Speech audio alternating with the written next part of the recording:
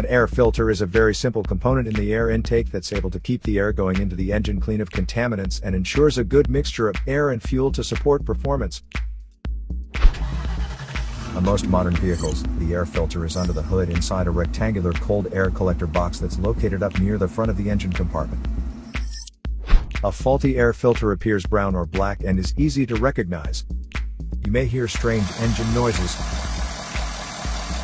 and detect black smoke coming out from the exhaust pipe. It will turn on the check engine light on your dashboard and store the air sensor related error codes. If your vehicle has encountered air filter related problems, here are 3 steps to replace the air filter.